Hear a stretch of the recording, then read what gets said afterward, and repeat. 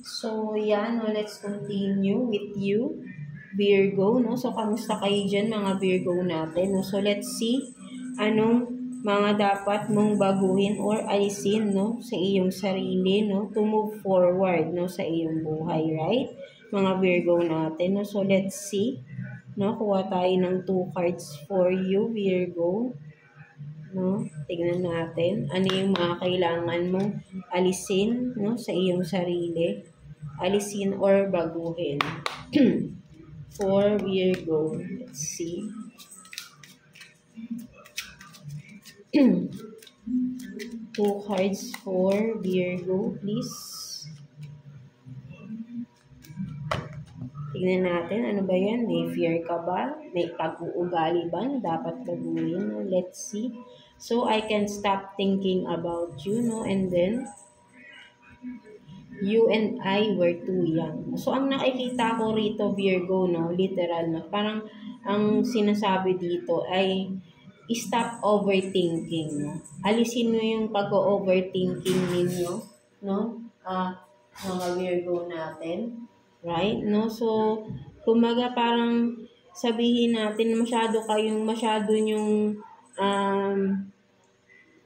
bang ini-exage yung mga sitwasyon, no? Mga bagay-bagay, right? No? Masyado yung sineseryoso, no? Kumaga with this, you and I were too young, parang huwag yung seryosohin masyado yung mga bagay-bagay, no? Just take it slow and easy, no? Calmly, no? Something like that, no?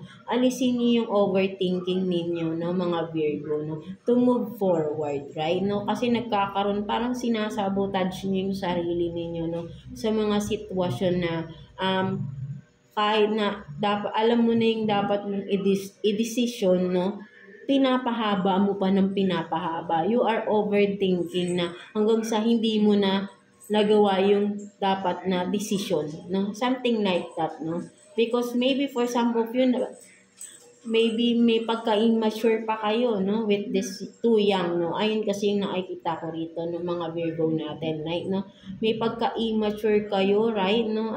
For some of you Virgo, that's why masyado kayong wishy-washy din, no? For some of you na parang sige lang din ng sige agad, no? Hindi nyo pinag-iisipan, hindi nyo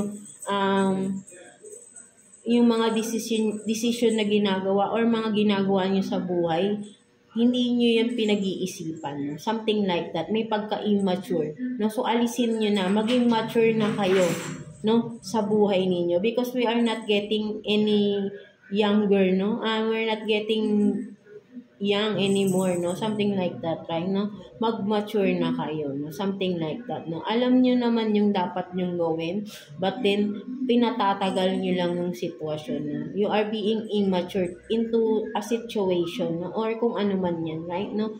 Alisin nyo, no? Alisin nyo yung immaturity ninyo, yung mga decision na hindi napadalos-dalos katulad kay Taurus, no? Something like that, no? So, parang ganun kayo, no? Isip kayo ng isip, pero hindi nyo na, some of you, hindi nyo rin naman ginagawa kung ano yung naiisip nyo. Iba yung sinasabi ng isip nyo sa ginagawa ninyo, right, no? Kumbaga, parang, what's the purpose of thinking, no? You are overthinking, but then, hindi naman yun ang ginagawa ninyo. Diba? Something like that, no, mga Virgo. So, ayun yung nakikita ko rito, right? No? Tanggalin niyo yung pagka-immaturity ninyo sa mga bagay-bagay at sitwasyon, no? Maging seryoso kayo, no? But then, stop overthinking, no? Kailangan ng nang sabihin natin ng tamang pag-iisip sa mga desisyon na dapat mong gawin sa buhay ninyo, no? Right? Hindi na nga tayo bata, no? Something like that, no? So, tanggalin niyo yung immaturity, no? So, ayun yung sinasabi rito, na tanggalin ang immaturity sa sarili ninyo, right? No? Ayun yung nagiging hadlang para makapag-move forward kayo sa mga obstacles na meron kayo sa buhay ninyo right now, mga Virgo natin, right? No? So, let's see ano pang meron, no? Ano pa yung mga dapat ninyong alisin sa sarili ninyo, right, no? Para makapag-move forward na din kayo, right, no? So, let's see, kuha pa tayo ditong 2 cards for Virgo, please. 2 cards for Virgo. Let's see.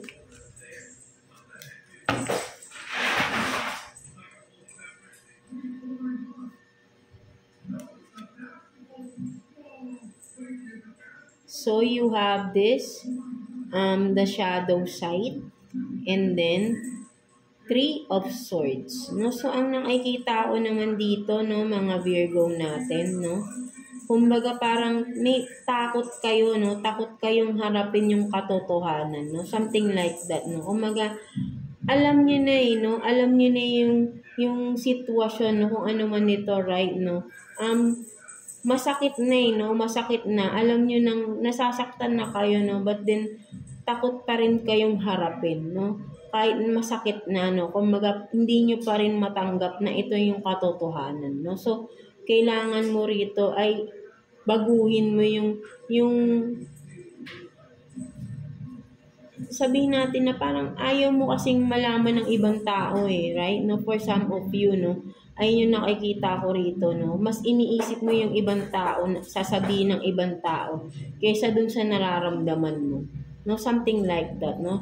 Show your true self, no? Parang yun yung nakikita ko rito, no? The shadow side, right? No? Kumbaga, may fear ka na isabi, no? Kung sino ka or kung ano man tong mga gusto mong sabihin, no? Na alam mong kailangan mo nang sabihin kasi masakit na, no? Nasasaktan ka right? No? Ba't hindi mo ginagawa yung dapat mong gawin? Takot ka na ipahayag or kung isabi, no? Something like that, no? Kailangan mo dito ay alisin mo yung fear mo, no? Sa sarili mo and speak what you want to speak out, no? Something like that, right? No?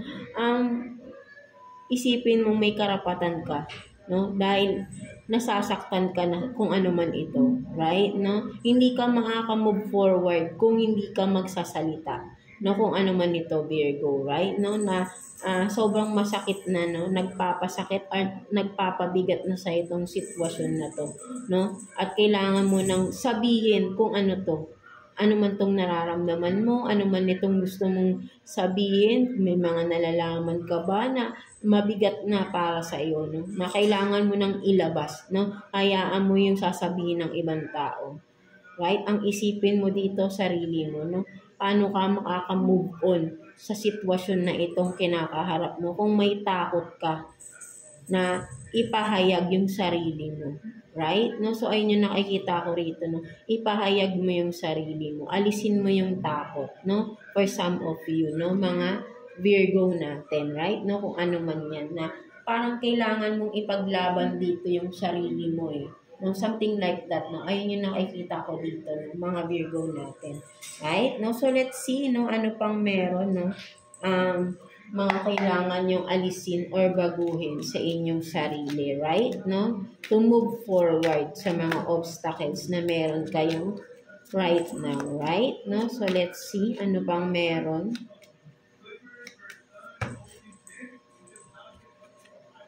So, you have this King of Pentacles and then 10 of Swords in reverse. No? So, for some of you naman, ang nakikita ko rito ng mga Virgo natin, right? No? may kumaga parang sabihin natin na nagpapakontrol kayo sa isang tao. Right? No? There is someone controlling you, no? Or manipulating you, or someone na hindi ka makakilos, no? Hindi mo magawa, no? With the 10 of Swords in reverse, right? No?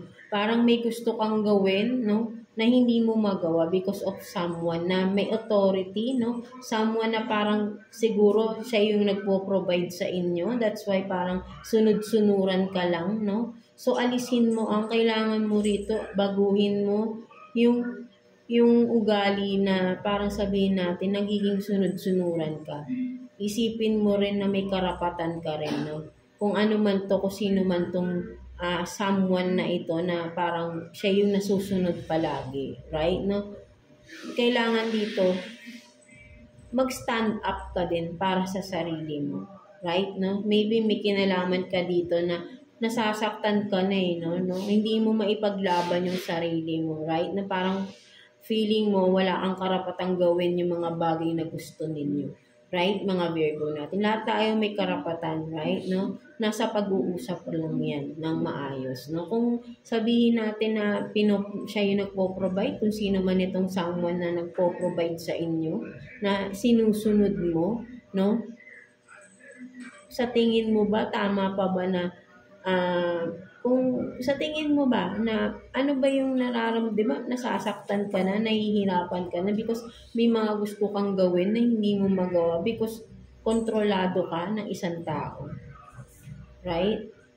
Habang buhay ka ba na magtitiis sa ganitong sitwasyon na wala kang kalayaan? Something like that. No? So, ayun yung nakikita ko rito. No? Huwag kang mabulagan sa material na bagay. Right? Lahat tayo may kakayahang mag-provide para sa sarili natin. Yun ang isipin mo. Right? No? Huwag kang umasa. No? Hindi ko sinasabi, no? Nasa sa inyo pa rin yan. Right? No? Base lang to sa nakikita ko sa cards. No?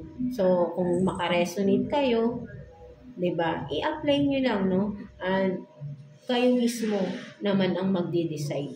Right? No? So, ang nakikita ko lang dito is there is someone controlling, no? Manipulating you, no? Mga Virgo natin, no? At ikaw ay sunod-sunuran sa tao na ito. So, sinasabi rito na mag-stand up ka sa sarili mo. Right? May karapatan ka. At kung iniisip mo na wala kang kasing, sabihin natin siya yung nagpo-provide sa'yo financially, bakit hindi mo kayanin mag-provide din para sa sarili mo? No? Hindi ka man totally aalis or makikipag-disconnect sa person na ito, but then, magkaroon ka rin ng sarili mong income, no? Para in case na may mga gusto kang bilhin, no? Hindi mo na kailangan humingi pa at maghingi pa ng authorization para lang mabili mo or magawa mo yung mga bagay na gusto mo. Right? Because you can earn your own money, no? Something like that, di ba? Huwag nating hayaan yung sarili natin na umaasa lang tayo sa ibang tao, no? Nagiging way nila yun para controlling tayo or controlling ka, no? Something like that, mga Virgo natin. At gusto mo ba yun na habang buhay ko kontrolin ka na lang, no? At nagiging dependent ka na, no? Sa tao na yun, no? Mag-stand up ka at alam kong kaya mo rin, kaya mong sarili mo, no? Kaya mong mag-provide para sa sarili mo. Or even sa mga family, or kung may anak ka man, right? No? Hindi mo kailangan ng ibang tao, no? Kailangan mo lang maniwala ka sa sarili mo, magdasal ka kay God, bigyan ka ng strength, no? Faith sa sarili mo, faith in God, ayun lang ang pinaka-importante, bibigyan ka ng lakas, no? Para ma-providean mo yung dapat mong i-provide sa sarili mo nang hindi umaasa sa ibang tao. Kasi doon nagsisimula makontrol ka ng ibang tao. Kung nakikita nila na wala kang kakayahan, 'di ba? Mamaliitin ka nila. Something like that. No? So ayun lang naman yung nakikita ko rito, no? Mga Virgo natin. No? So alisin mo yung codependency yan, no? Alisin mo yung pagiging dependent mo sa mga tao, no? Magkaroon ka maging independent ka, no? Something like that. Ayun yung sinasabi rito, right, no? Maging independent ka. Huwag kang, yun nga, dumepende lang sa mga tao sa paligid mo, no? Para lang hinahayaan mo lang sila, no? Magkaroon ka rin ng sarili mong, sabihin natin na, dignity, no? Dignity mo yan, no? Parang binibigay mo na lang lahat sa kanila because sila yung nagpo-provide sa iyo, right? No, nawawala na yung self-worth mo, no? Something like that, no? So, gain back whatever has been taken away. Something like that because binibigay mo, no? Nawawalan ka na ng halaga para sa sarili mo, right? No? Kasi sila mas iniisip mo dahil sila yung parang ang nangyari, no? Material things, no? Parang ayun na lang ba yung halaga mo para sa kanila, para sa mundo na to? Wala bang mas magandang kabuluhan para sa sarili mo? And you can start that within yourself, no? Something like that, di ba? Mga Virgo natin. So let's see, no? Person on your mind, no? Anong sitwasyon ninyo? Person on your mind, mga Virgo natin. So, kuha tayo ng 2 cards for you, Virgo, no? Person on your mind, mga Virgo. Tingnan natin.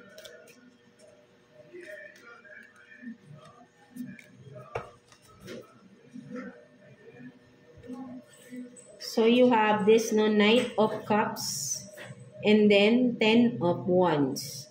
No, so for some of you, right, no, ang nakikita ko naman dito, no, for some of you, there is someone, no, admiring you, no, for some of you Virgo, or ikaw ito, vice versa, right, no, and this person, no, makikilala mo siya, no, kumaga, I think kilala mo na to, no, maybe for some of you, parang friends kayo, no, sabihin natin, no, magkasama kayo sa lahat ng adventures ninyo sa buhay, right? Best friends, no? So, sabihin natin, no, itong tao na ito, no, palagi lang yan talagang nandyan sa'yo, no? From thick or thin, no? Something like that, no? Maaasahan mo tong tao na to, 100% sure, no? Kung sino man ito, Virgo, right? No? Hindi ka nito iiwan, no? Yung hand niya, i-offer niya always for you, no? So, best friend mo man ito o partner mo man ito, maaasahan mo tong tao na ito. Huwag kang mag-doubt sa kanya, no? Something like that, no, mga Virgo natin, right? No? So, what else, no? Kuha pa tayo ng 2 cards for you, Virgo, no? Tingnan natin, person on your mind, anong sitwasyon? Tingnan natin.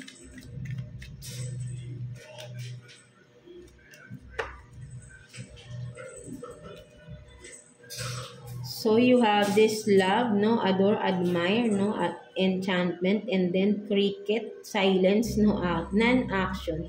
So, for some of you, there is a no contact situation here, no? For some of you, silence, no? Maybe napakatagal-tagal na parang wala kayong contact, no? For some of you. But then, ang nakikita ko rito, mutual yung feelings, no? For some of you, parang naghihintayin lang kayo talaga rito na kung sino yung mauuna, no, something like that, right? No, but then wala akong nakikitang may maganda, maybe nagkakahiyaan lang kayo for some of you Virgo, right? No, so kung ikaw man ito Virgo, meron kang no contact situation dito, wala kayong pag-uusap, wala naman kayong arguments na nangyari, right? No, so maybe ikaw na lang unang, maybe for some of you wala pa kayong label, no, but then mutual ang feelings, no, something like that, no. So maybe nagkakahiyaan lang kayong mag-contact, mauna mag-contact. So, kung ikaw man ito, Virgo, no, again, ay ikaw na lang yung mauna. Kung mapanood mo to at ganito yung sitwasyon ninyo, right? Makaresonate ka. So, there's nothing wrong, no, reaching out to that person. Something like that. Kasi mutual yung feelings dito, ayun yung nakikita ko, no, nagkakahiyaan lang kayo. Right? No, mga Virgo natin. So, maybe this is, kumbaga sabihin natin true love to, no? May magandang samahan dito, no? Kung magi-start kayo, no? Ng something, you know, di ba? Magiging maganda yung outcome, no? Mga Virgo natin. So, let's see. Message advice for you ni Universe, no? Mga Virgo.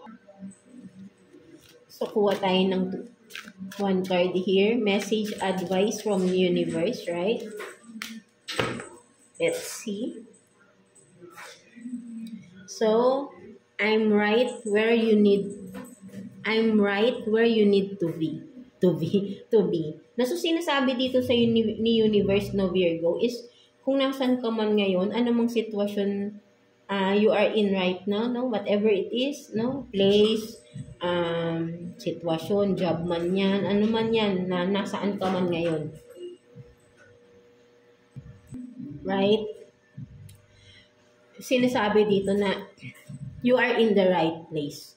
Right? No? Kung saan ka man ngayon, yan yung tamang spot for you to develop more of what you want, of what you are, of what you sabihin natin na i-develop pa, no, kung ano man ito, right? No? Kasi parang feeling ko rito may mga gusto kong simulan or may sinisimulan ka. But then, you are doubting kung tama bang nandito ka sa sitwasyon na to. So, sinasabi sa iyo ni universe is, yes, you are right, that you are in the right place at the right time. this time. Something like that, right? No? So, gawin mo lang kung ano yung ginagawa mo, sinisimulan mo, no? Continue, no? Dahil may magandang outcome yan, may magandang resulta yan, no? Basta ay tuloy-tuloy mo lang, no? Because nasa tamang, ito yung tamang panahon para sa bagay na yan, ano man yan, no? Ikaw lang din nakakaalam yan, Virgo, right? No? Kung ano man ito, ay ito yung tamang panahon for that, no? Something like that, no? So, ayun yung sinasabi sa'yo dito ni Universe na, huwag ka nang mag-doubt, gawin mo na yan, no? Because you are in the right place, right time, no? Something like that, no? So, yeah, that's it for you, mga Virgo natin. So, I hope na naka-resonate kayo sa reading natin today, mga Virgo natin. So, yeah, God bless you all and thank you for watching, Virgo. So, yeah, no, let's continue with you, Capricorn. So, kamusta kayo dyan, mga Capricorn natin, no? So, let's see, anong mga dapat nyong baguhin or alisin, no, sa inyong sarili, no, mga Capricorn natin, right? No?